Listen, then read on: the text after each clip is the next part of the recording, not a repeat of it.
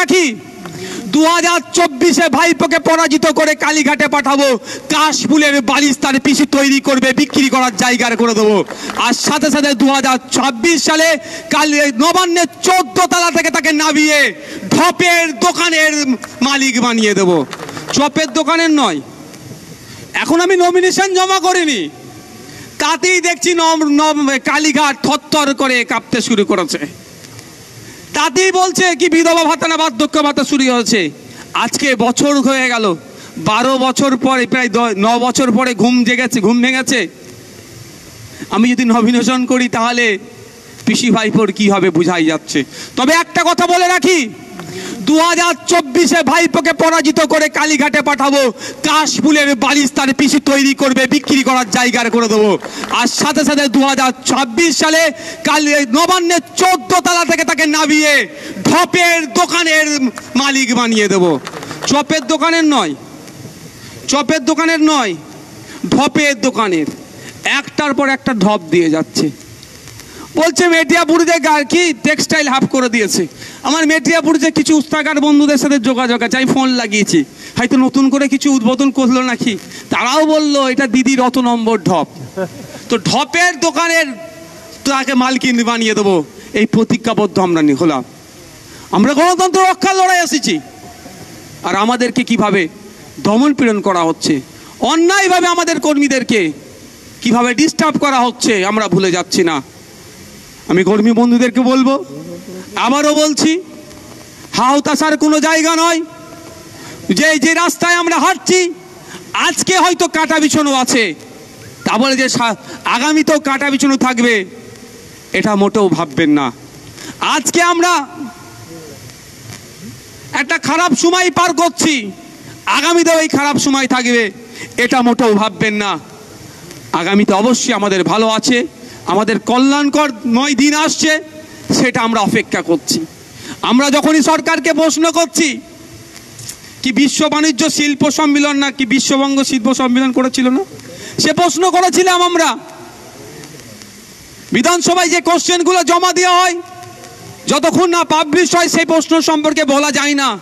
কিন্তু দুঃখের বিষয়, এমন কিছু কোশ্চেন জমা দিয়ে আছে আইএসএফ এর পক্ষ থেকে তথা সংযুক্ত মোর্চার একমাত্র বিধায়ক জমা দিয়ে রেখেছে, সেই প্রশ্নের উত্তর দেওয়ার এদের সৎ সাহস নেই, হয়তো সেটাকে বাইপাস করে দেয়। মানে এই মর্মে প্রশ্ন জমা দিয়ে আছে এই বাণিজ্য সম্মেলনে। তবে আমি মিডিয়ার মাধ্যমে প্রশ্ন করেছিলাম, দেখেছিলাম গত বছরে বাণিজ্য সম্মেলনের শেষে বলেছিল অত হাজার কোটি টাকা ইনভেস্ট করবে বলে তার খসড়া দিয়ে দিয়েছিল। আমি এবছর মিডিয়ার মাধ্যমে, যারা সামনে বন্ধুরা আছেন আপনাদের মাধ্যমে সরকারের কাছে জানতে চেয়েছিলাম বিগত বছরে যে প্রমিস করেছিল সেই প্রমিস অনুযায়ী শিল্পপতিরা, উদ্যোগপতিরা কত টাকা কোন কোন জায়গায় ইনভেস্ট করেছে এবং ইনভেস্টের ফলে বাংলার কত ছেলে মেয়ে চাকরি পেয়েছে এবং বাংলার কত রাজস্ব এসেছে তার ডেটাটা দেওয়া হোক। আমি তো একদম নিশ্চিত ছিলাম সে ডেটা দেবে না, কারণ সাথে আরেকটা কথা বলেছিলাম, গত বছরে এই শিল্প সম্মেলন করতে গিয়ে এই মৎস্যবের নামে, আমি মনে করি ওটা মৎস্যব ছাড়া আর কিছু নয়, জনগণের ট্যাক্সের টাকাকে উচ্ছন্নে দেওয়া হয়েছে। এই মৎস্যবের নামে একটা খাবারের প্লেট 3,500, 4,500 বিভিন্ন ক্যাটাগরির খাবারের প্লেট ছিল, সেইগুলোর জন্য কত কোটি টাকা খরচ করেছে রাজ্য সরকার তারও ডেটা দেওয়া হোক। দিনের শেষে হয়তো যে ডেটা তারা দিত দেখা যেত এটাই যে টাকাটা খরচ করেছে রাজ্যের পক্ষ থেকে শিল্প সম্মেলনটাকে করতে গিয়ে তার অনেক কম অংশ টাকা ইনভেস্ট হয়েছে আমাদের রাজ্যে। আমাদের রাজ্যে ইনভেস্ট কিভাবে হবে? ওই দিনকে আমাদের রাজ্য থেকে শিল্পপতিরা মুখ ফিরিয়ে নিয়েছিল যেই দিনকে টাটাকে রাজ্য থেকে বিতাড়িত করেছিল। আমি দায়িত্ব নিয়ে বলতে পারি মমতা ব্যানার্জির স্নেহধন্য অনেক বড় বড় উদ্যোগপতি শিল্পপতিরা আছে, তারাও বাংলাতে ইনভেস্ট করতে ভয় পাচ্ছে, ইনভেস্ট করতে চাইছে না, কারণ কিছু মমতা ব্যানার্জির দামাল ভাইপোরা আছে যাদের তোলাবাজির কারণে বাংলা থেকে শিল্পপতিরা চলে যাচ্ছে। তো এদের হাত থেকে বাঁচতে গেলে, বাংলায় শিল্প আনতে গেলে মমতা ব্যানার্জিকে সর্বপ্রথম বাংলা থেকে বিতাড়িত করতে হবে। তাই তাই বন্ধুগণ, আবারও বলবো, রাইট টু রিকল নয়, আমাদেরকে ভোটের মাধ্যমে এদেরকে বিতাড়িত করতে হবে। বিতাড়িতের প্রথম স্টেপ হবে লোকসভা নির্বাচন। এই লোকসভা নির্বাচনে এদেরকে প্রতিহত করতে হবে। বিজেপি এবং তৃণমূলকে একইভাবে হারাতে হবে এবং 2026 নির্বাচনে সম্পূর্ণরূপে বাংলা থেকে বিজেপি এবং তৃণমূলের বিদায় ঘণ্টা বাজিয়ে দিতে হবে। এটা আমাদেরকে দায়িত্ব নিতে হবে। আর যদি আমরা দায়িত্ব না নিই, ওই রকম হবে। এমস রায়গঞ্জের তৃণমূলের যে নেতারা আছে, আমরা ভেবে পাচ্ছি না তাদের মুখে কি তারা কুলু পেটে রেখেছে। এমস তো রায়গঞ্জে হওয়ার কথা শুনেছিলাম, যেখানে হয়েছে আরও হোক, আমরা চাইব। কিন্তু রায়গঞ্জ জেলা অর্থ এলাকার তৃণমূলের নেতাদের মুখে কুলুপ কেন? তারা কেন কথা বলছে না? একটা এমস রায়গঞ্জে থাকলে সেখানকার রুগীদেরকে এখানে আর আসতে হতো না। স্বাস্থ্য ব্যবস্থার ঐতিহাসিক বিপ্লব ঘটে যেত। কিন্তু কি দেখলাম? রায়গঞ্জ এমস হলো না।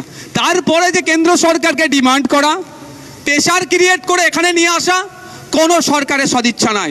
সেন্ট্রাল ইউনিভার্সিটি শিক্ষা ব্যবস্থার অনেক বড় বড় কথা বলেন শিক্ষামন্ত্রী, যখন সেন্ট্রাল ইউনিভার্সিটির কোথায় সেই আমলে ছিল, এই 12 বছরে একটা আমাদের রাজ্যে আনতে পারলো না। আমাদের প্রশ্ন এখানেই, আমরা যখন এই ডিমান্ডগুলো করি, আমরা যখন মুর্শিদাবাদের পরিযায়ী শ্রমিকদের কথা বলি, তখনই আমাদেরকে দেখে দেওয়া হয়।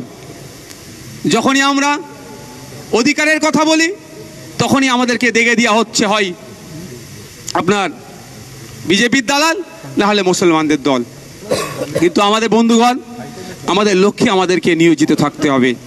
আমরা যদি আমাদের লক্ষ্যে অবিচল থাকি, তাহলে আমরা আমাদের লক্ষ্যে পূরণ হতে পারবো। কোনো কনফিউজ রাখার জায়গা নয়। আজ হয়নি কাল হবে, কাল হয়নি পরশু হবে, আগামীতে হবে।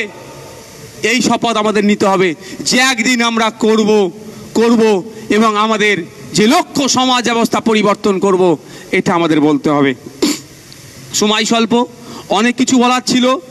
রাশিয়া ইউক্রেন যুদ্ধ থেকে শুরু করে, প্যালেস্টাইন ইসরায়েলের লড়াই থেকে শুরু করে সমস্ত বিষয়ে যেভাবে আমাদের ভারত সরকার যে বিদেশ নীতিকে বিসর্জন দিয়ে কোনো এক অগ্রাসন শক্তির পাশে দাঁড়াচ্ছে, সেটাকে আমরা মেনে নিতে পারি না। শেষের সময়, কোর্ট নির্ধারিত সময় আর 4 মিনিট আছে, শেষ কথা বলি। মমতা ব্যানার্জি মহাশয়া বলেন রাজ্যের অর্থনৈতিক অবস্থা তলানিতে, হসপিটালে বেড নাই কেন? ভাঙড়ে হসপিটালগুলোকে উন্নত মানের করার যখনই কথা বলি, অর্থের দুরবস্থার কথা বলে। সরকারি কর্মচারীদের ডিএর কথা বললে অর্থের দুরবস্থার কথা বলে। স্বাস্থ্য কেন্দ্রের মান উন্নয়নের কথা বললে অর্থের দুরবস্থার কথা বলে। শিক্ষক নিয়োগের কথা বললে অর্থের দুরবস্থার কথা বলে। আমি আজকে নেতাজি ইন্ডোর স্টেডিয়াম থেকে মাননীয় মুখ্যমন্ত্রীকে বলছি, যদি আপনি রাজ্যের ভালো চান, নওশাদ সিদ্দিকীকে আগামী 6 মাসের জন্য অর্থ দপ্তরটা দিয়ে দিন। রাজ্যের অর্থনৈতিক অবস্থা আমি পরিবর্তন করে দেখিয়ে দেবো। নির্দ্বিধায় বলছি, যদি অর্থনৈতিক দুরবস্থা পরিবর্তন না করতে পারি, রাজনীতি করাই আমি ছেড়ে দেবো। যেদিন দায়িত্ব দেবেন, তারপরের দিন থেকেই সরকারি কর্মচারীদের কেন্দ্রীয় সমাহারের ডিএর ব্যবস্থা করে দেবো এবং যে কটা সমাজ কল্যাণমূলক প্রকল্প চলছে একটাও বন্ধ হবে না, সবটাই চালাবো। তাই বলছি, মমতা ব্যানার্জি যদি সদিচ্ছা থাকে, নওশাদ সিদ্দিকীর হাতে রাজ্যের অর্থ দপ্তরটা মাত্র 6 মাসের জন্য তুলে দিক। যে হয় কি হয় না দেখিয়ে দেবো। আমাদের রাজ্যের সম্পত্তি আছে, দেশের অনেক সম্পত্তি আছে, চুরি হয়ে যাচ্ছে। এই মমতা ব্যানার্জি তার ভাইপোদের নেতৃত্বে সম্পত্তিগুলো চুরি হয়ে যাচ্ছে। চুরি আটকালেই শিক্ষা কেন্দ্রের যেমন মান উন্নয়ন হবে, চক ডাস্টার যেমন পৌঁছে যাবে, হসপিটালে বেডও পৌঁছাবে, নতুন নতুন চাকরি হবে এবং সরকারি কর্মচারীদের কেন্দ্রীয় সমাহারে ডিওর ব্যবস্থা করা যাবে। আমি আবারও চ্যালেঞ্জ করছি, মমতা ব্যানার্জি মহাশয় যদি রাজ্যের ভালো চান, সরকারি কর্মচারীদের ভালো চান, আমার জনসাধারণের ভালো চান, শিক্ষা, স্বাস্থ্য, কর্মসংস্থান, এক কথায় বাংলার জনগণের আর্থসামাজিক মান উন্নয়ন চাই, আগামী 6 মাসের জন্য আমার হাতে অর্থ দপ্তর তুলে দিক। এই অর্থনৈতিক চাকা আমূল পরিবর্তন করে দেখিয়ে দেব।